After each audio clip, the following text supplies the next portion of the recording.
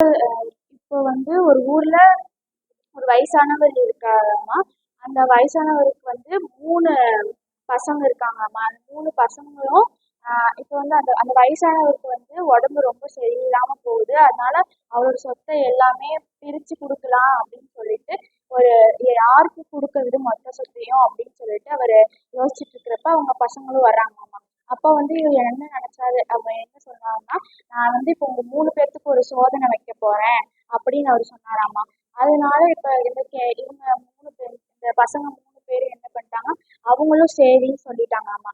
இப்ப அந்த வயசானவர் வந்து ஆளுக்கு 10,000 10,000 கொடுக்குறாராமா. அந்த ஒரு மாதம் கழிச்சு நீங்க வரணும் அப்படின்னு அவர் சொல்றாராமா அந்த 10,000 வச்சுட்டு.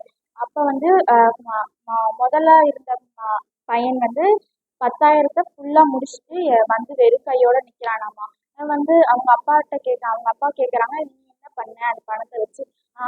அந்த பையன் சொன்னானாமா, என்னோட என்னோட இதுக்காக நான் பண்ணேன், எனக்கு தேவையான பொருள்லாம் அதுல வாங்கிக்கிட்டேன் அப்படின்னு சொல்றானா. அதனால அவங்க அப்பா வந்து அந்த பையனை இல்ல இவனுக்கு சொத்து கொடுக்க முடியாது அப்படின்னு சொல்லிட்டு அவனை ஒதுக்கி வச்சுட்டாங்களாமா. இப்ப 2வது இருக்கிற பையன் வரானாமா.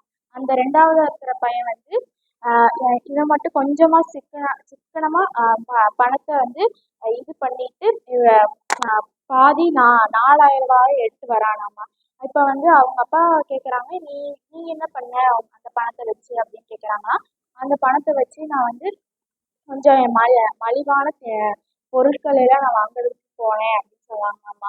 சரி அப்படின்னு சொல்லி அவனையும் கொஞ்சம் ஒதுக்கி வச்சிருக்காங்களாமா. இப்ப 3வதா இருக்க பையன் வந்து என்ன பண்றான்னா, 13,000 எடுத்து வரானாமா. 10,000 இருந்துச்சு, அது கூட 13,000 கொண்டு வரானா.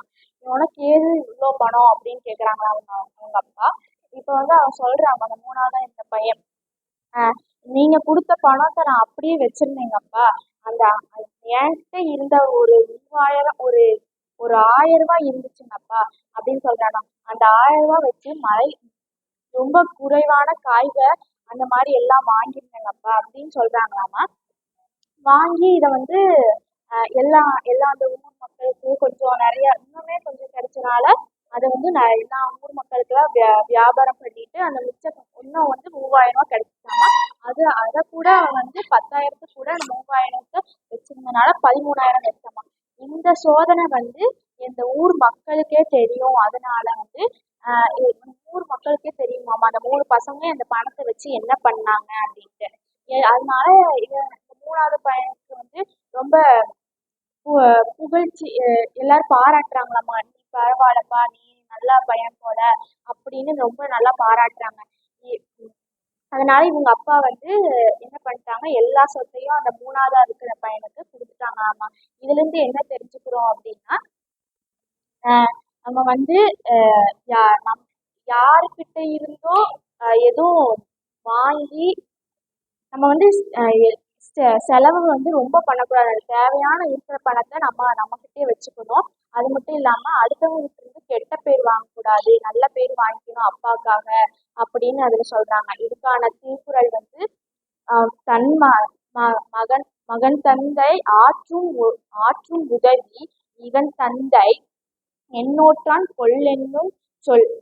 நன்றி, வணக்கம்.